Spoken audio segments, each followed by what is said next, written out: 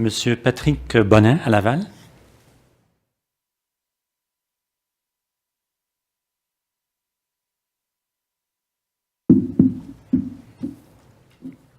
Bonjour, Bonjour, Monsieur Bonin. Monsieur le commissaire. J'aimerais revenir rapidement sur le début de cette audience. Lors de la première soirée en fait, j'avais adressé ou posé la question et exprimé une préoccupation quant au fait que, avec le nouveau contexte mondial 1,5 degré Celsius, la réalité en termes de consommation et d'objectifs de gaz à effet de serre au niveau mondial, pour être en mesure de respecter ou de limiter ce réchauffement à 1,5 degré Celsius, on parle d'environ être à 100% énergie renouvelable, donc aucune consommation de pétrole, gaz et charbon d'ici 2050. À moins que j'ai mal compris, et je croyais que vous ayez dit que les périodes, entre autres, de justification du projet, les sessions pour justification du projet, les sessions pour les gaz à effet de serre, allaient permettre d'avoir des présentations justement à ce sujet. Qu'est-ce que ça veut dire en termes de projection mondiale, cette nouvelle réalité d'un point? Oui, excusez-moi, j'ai été distrait quelques secondes. Répétez la fin, s'il vous plaît, M. Bonin. Donc, j'avais cru comprendre qu'on allait peut-être avoir une présentation, justement, à savoir qu'est-ce que ça veut dire, cette nouvelle réalité d'1,5 degré Celsius par différents représentants, que ce soit Environnement Canada, gouvernement du Québec ou autres, de manière, justement, à cadrer le projet par rapport à la réalité mondiale. Et peut-être ai-je manqué cette présentation, mais est-ce que vous pouvez me corriger si elle n'a pas lieu ou on n'a pas eu de présentation? Et si c'est le cas, est-ce que c'est possible rapidement d'avoir cette présentation de la part de représentants gouvernementaux? Écoutez, il y a eu 4 présentations d'experts, 2 hier, 2 aujourd'hui.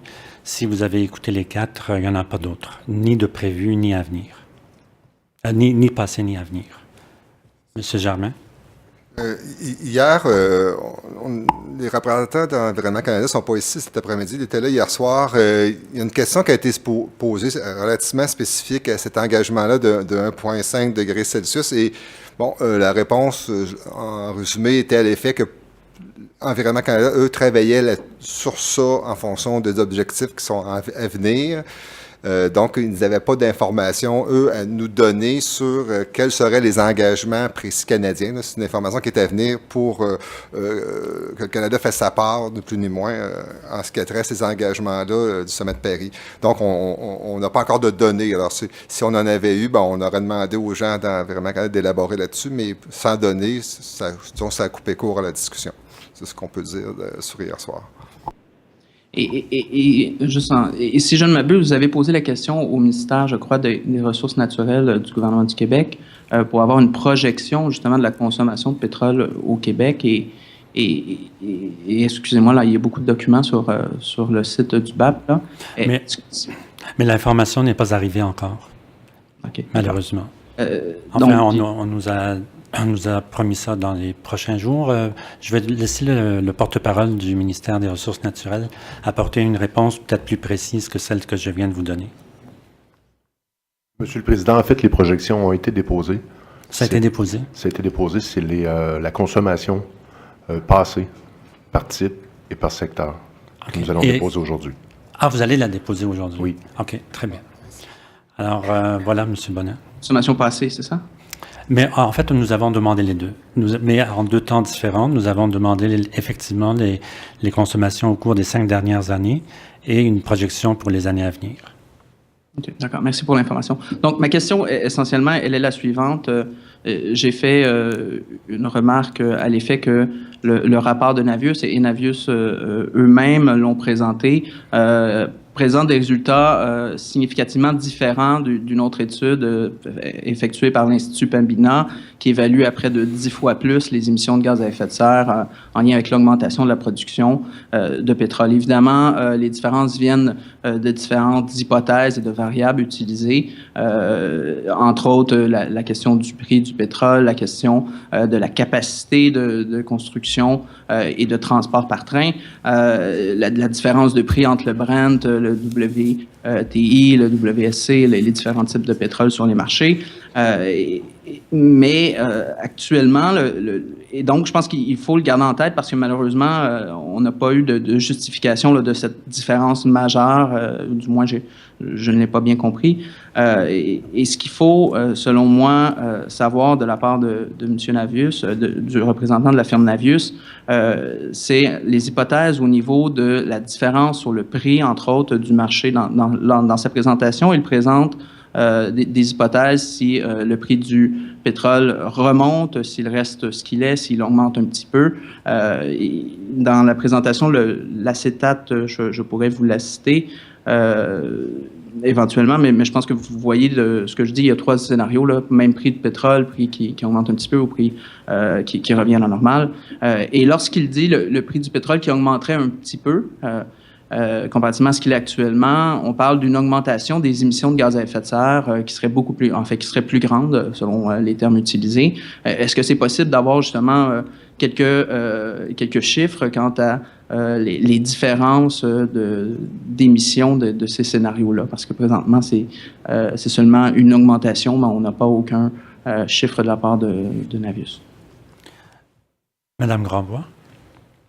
Bon, Monsieur Peters de la firme Navius n'étant pas ici, je vais essayer de répondre. Là, ce que j'ai compris de ses commentaires d'hier, c'est que ils n'ont pas fait d'évaluation chiffrée comme vous auriez souhaité voir pour évaluer l'effet là, des changements depuis 1 an et demi. Ils ont simplement essayé de façon qualitative de nous expliquer, selon leur jugement, là, leur évaluation qualitative, la tendance ou les effets que ça pourrait avoir.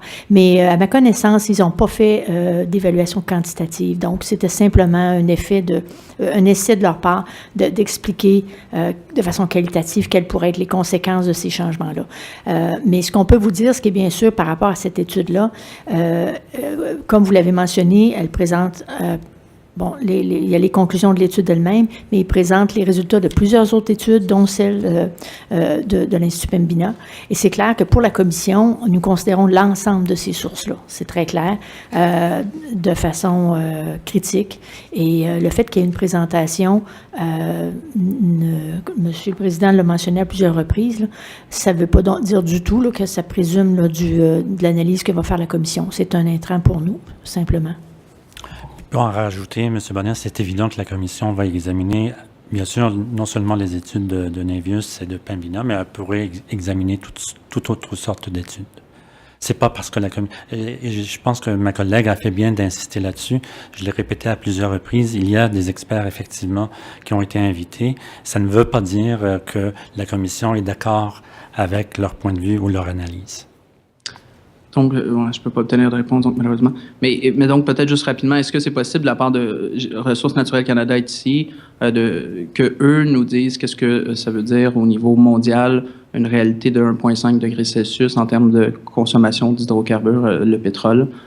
C'est quand même une nouvelle réalité. Je pense qu'on n'a pas, il n'y a personne qui s'est prononcé là-dessus. C'est important. Il y a des études qui sont publiées au niveau international démontrant ce que je vous ai parlé de 100% énergie renouvelable. Est-ce qu'on peut avoir à tout le moins... l'avis du ministère? S'il vous plaît. Très bien. Alors, Ressources naturelles Canada? On n'est pas en moyen de répondre à cette question-là aujourd'hui, mais on va vous revenir avec une réponse écrite dans les plus brefs délais. D'accord, merci. Madame Grandbois. Je comprends très bien que vous ne puissiez pas donner d'estimation écrite sur une question qui est aussi vaste que ça, mais j'aurais pensé peut-être que de façon qualitative, vous auriez pu quand même, puis c'est une question, écoutez, pas facile à répondre, mais je pense que M. Bonin s'attend sûrement seulement à une réponse qualitative pour... Si la planète est sérieuse dans l'objectif de réduire les augmentations d'émissions de gaz à effet de serre à 1,5 %, ça veut dire quoi? Je pense que si vous étiez en mesure de commenter de façon générale.